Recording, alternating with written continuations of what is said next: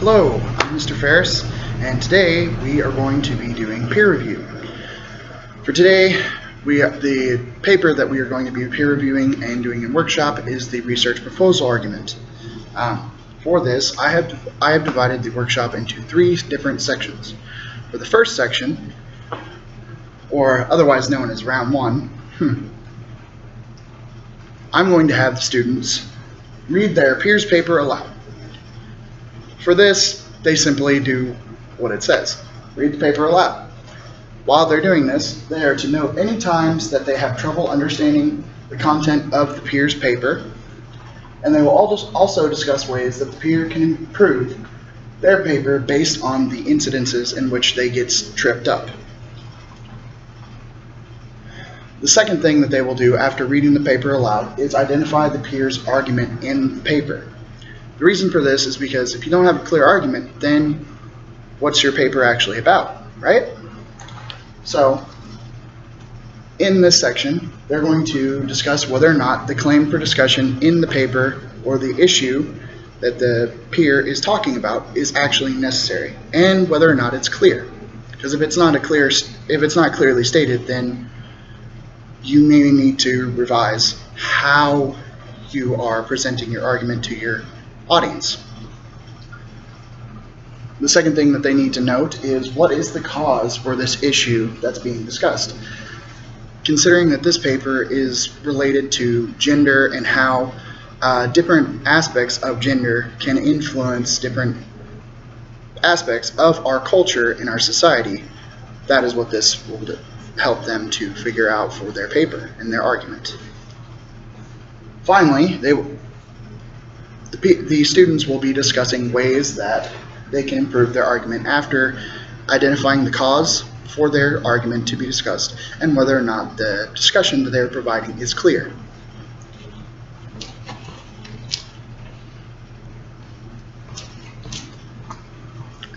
I'm back. Moving on to round 2, they will switch partners at this stage in the workshop. So for round 2, their peers will be checking their paper for in-text citations and quotes. While they're doing this, they're going to check and see if the citations are done properly in MLA 8 style and with the guidelines that MLA 8 demands. Do they include the right information in the in-text citation? Because sometimes students falter and they don't necessarily include everything in the citation that they should, right? The last part of this stage is how are quotes being used in the paper, and do they seem forced, or do they actually flow naturally? A lot of times students will, let's just face it, a lot of times students will put in a quote where they feel like it's necessary, but it doesn't actually flow or pertain to any of the information that's been presented previously, right? So the point for this section is to make sure that the paper feels organic and not forced. And because if you don't properly incorporate your quotes, then your paper's argument isn't going to be as credible as you would like it for it to believe. Okay? So for the second part, they're going to look through the paper for source material and the tone that the speaker is using. I'll get to why that's important in a second.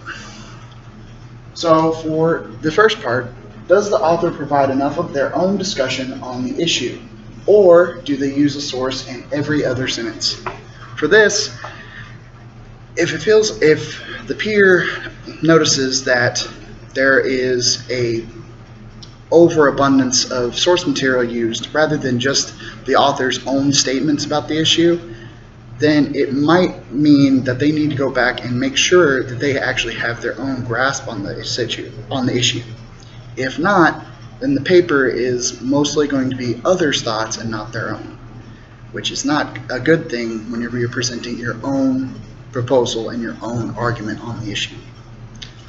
Secondly, in relation to tone, does the language feel appropriate to the issue being discussed in the argument?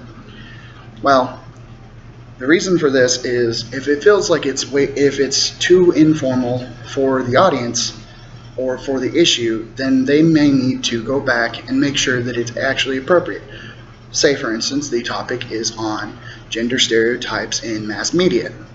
If they're just being all jocular about the issue, then they may need to go back and develop a more formal tone to discuss the various issues with this topic. Okay, moving on to the final round.